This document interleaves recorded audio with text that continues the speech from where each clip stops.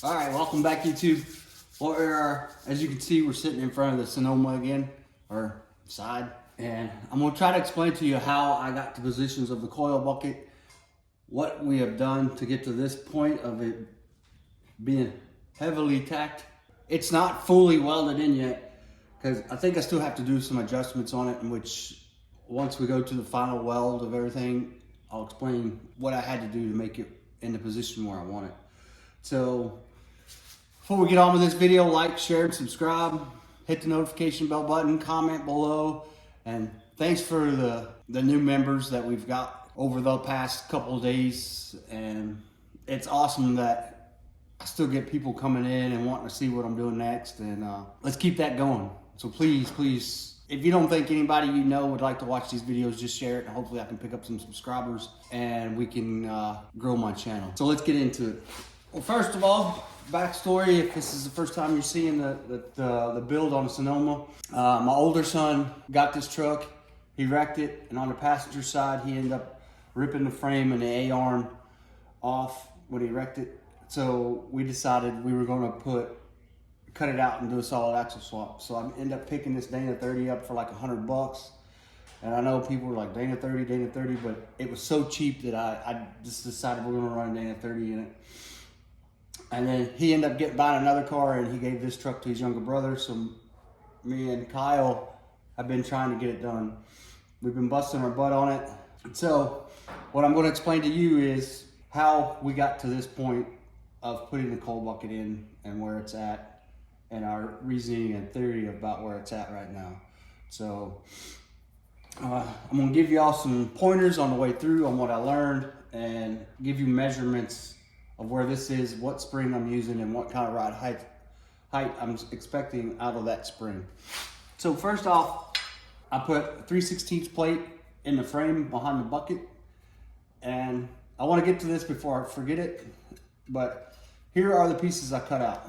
And this is the bottom edge, that's the passenger side. This is the driver's side that got cut out. So you end up having this hole, you have this little hump or indentation, and then you have this indentation right here, and it would go in there like that. So basically what I did, and if you go back, and I'll put the card for this video right above me here, or this side, that side, wherever it pops up.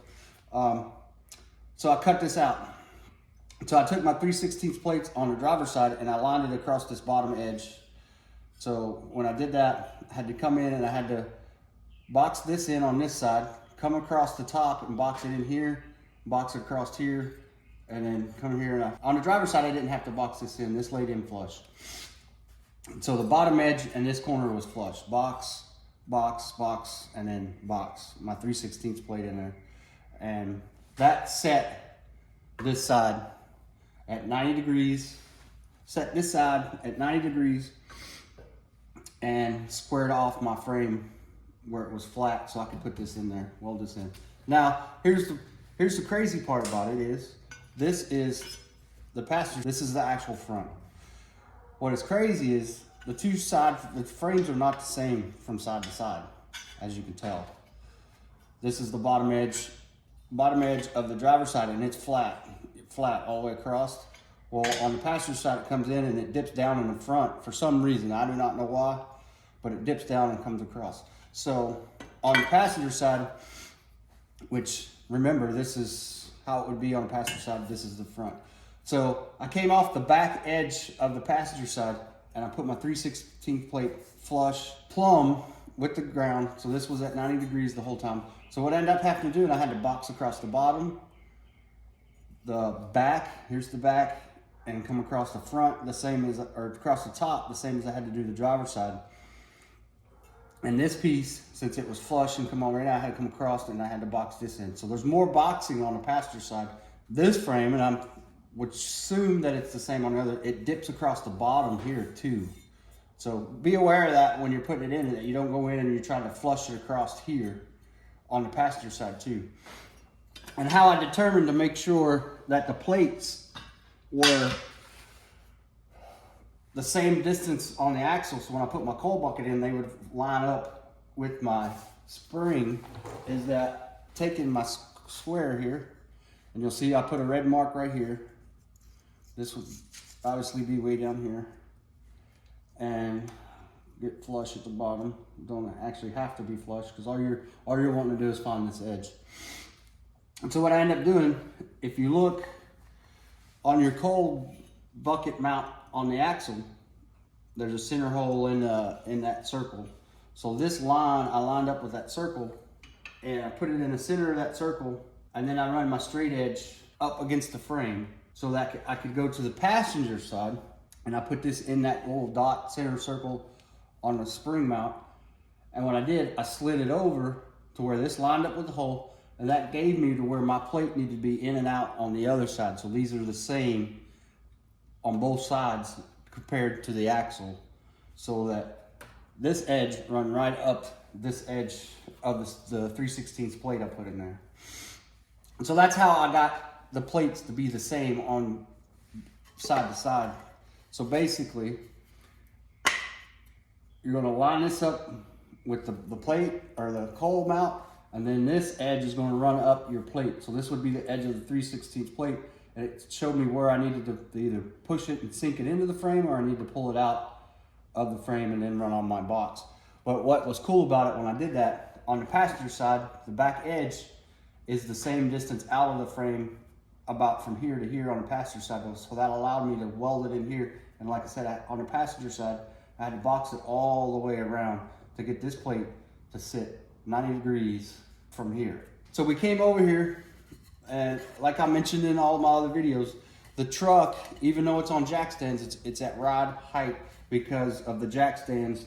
It's holding the axles, and that's where I want the axles to be. So I had to determine how much I needed between my springs. Well, that was determined on the first set of springs that we had. I bought the 4.5 lift springs for a 94 Jeep Grand Cherokee.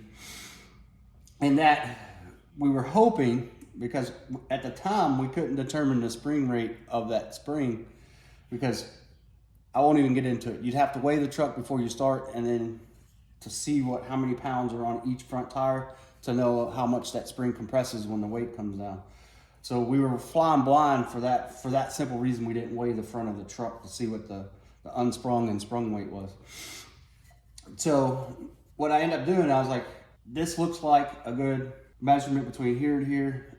And once we cut the top of the spring out, which I'll show you in a minute, to fit around the forward bucket, we decided this is where we were going to weld it in. What I ended up doing to make sure that this bucket was the same on both sides as the height is that I just take something simple as this piece of wood that's a straight edge and my tape measure.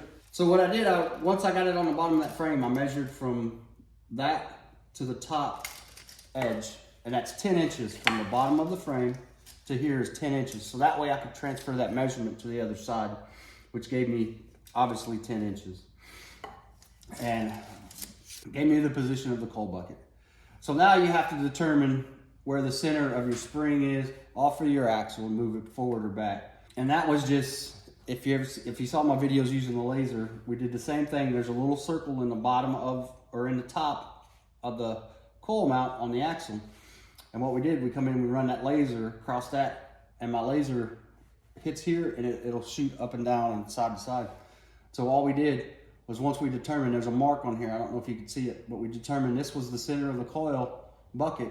So off that laser, we put it in here, you know, as we're holding it at 10 inches, and then we center it, and then we're trying to get this degree. You got our degree finder, which we put it on the axle, and the top of that plate right now is at 0.5. I need to twist this link to make this 0. So we made this come in at 0. So these are same across. So when you got your weight fully setting on the truck, this will be at 0 and this will be at 0. That way your spring ain't twisting forward or back or arcing as the weight's sitting on it. You'll see a lot of people build it and it'll arc and they're not sure why it's arcing. Well, there's 2 reasons why it'll arc. Is that your top coil is not flat after you cut it, or these are twisted off from each other. So if they're off from each other, the bottom of the spring's trying to go one way and the top of the spring's trying to go the other, so it'll create an arc this way. And I've actually seen some bow out this way. And when they bow out this way, that means that your axle and your coil bucket itself are not the same distance apart. your coil buckets are either too close or too far apart compared to the axle. So those are the things you got to watch about. If you put your truck down and your springs are starting to bow, you got to determine, like, if it bows from back to front, that usually means that your coil bucket that you put in is not level at the same degree, if you have a degree finder, not the same degree as where your coil is resting on the bottom of the axle or on top of the axle, or it's not 0 degrees across here where it sits in the coil bucket.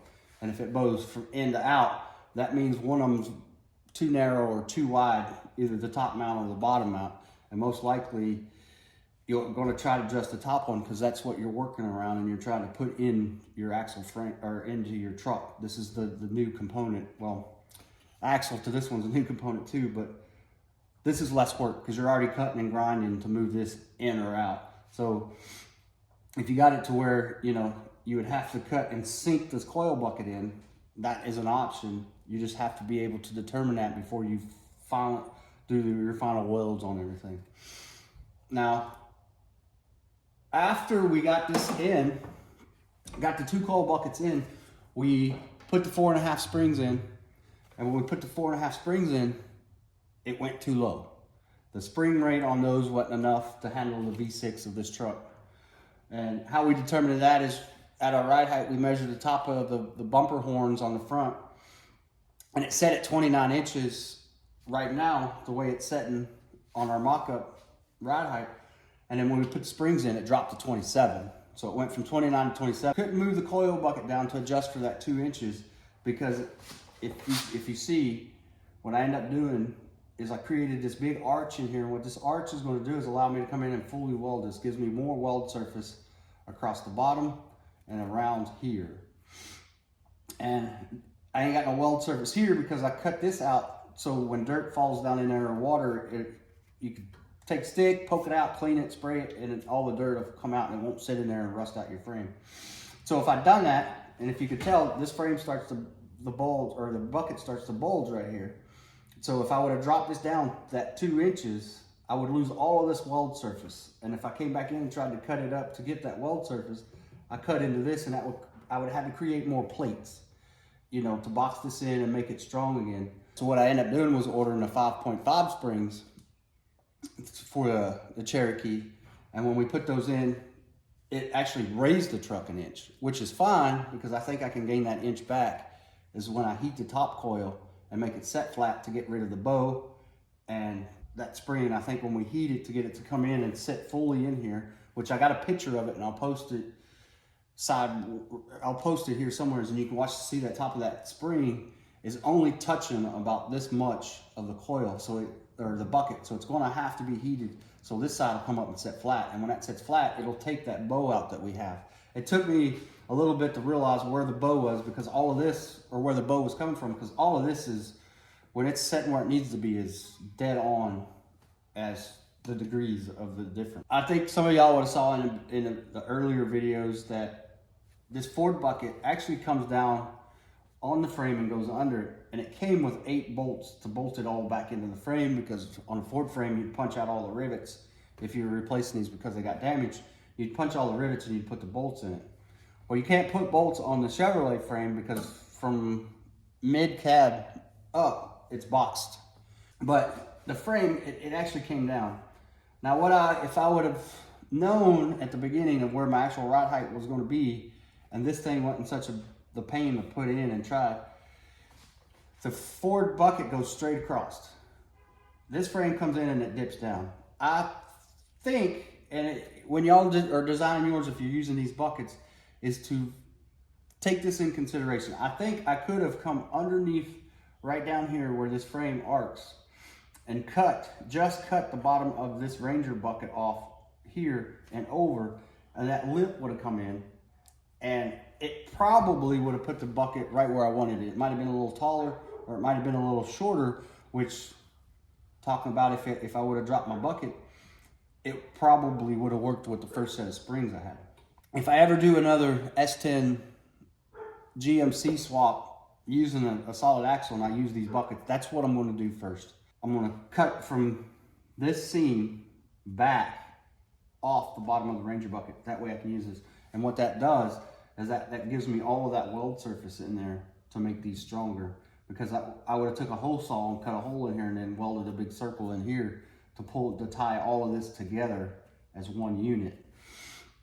And so that's how we got to where we're at. Now, you've got to go back and watch all the videos because there's so much measurements and moving and, you know, me laying a chalk line on the floor. Now, we do have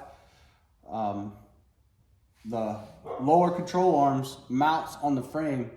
They're tack welded in, heavily tacked, so we can just start adjusting our springs and our coil buckets with weight on them. We had to make a new cross member. That is done. There's been a lot of people asking me on Facebook and just in general, how did I get to this point with my coil buckets? And that's what this video is about. I just wanted to catch up and, you know, try to give you some do's and don'ts and how I got here. Your biggest don't is don't copy any numbers that I said to you unless you determine that is how you want it. Like I said, from the bottom of the frame to the straight edge here, it's 10 inches, you know. And my coil springs now are 5.5 Cherokee springs. And all right, here's my 5.5 spring for 94 Jeep Grand Cherokee with the V8. Now on my first set of springs with the 4.5 inch, is that, I don't know if you could tell it right here, but this spring still coils in. It's not, you know, the full outer diameter. With on my first spring, I ended up coming and finding where it come out flush and I just cut it off. Well, the problem with that is that it causes the spring to slide around in this bucket. This bucket is still a little bit smaller than the Jeep spring itself.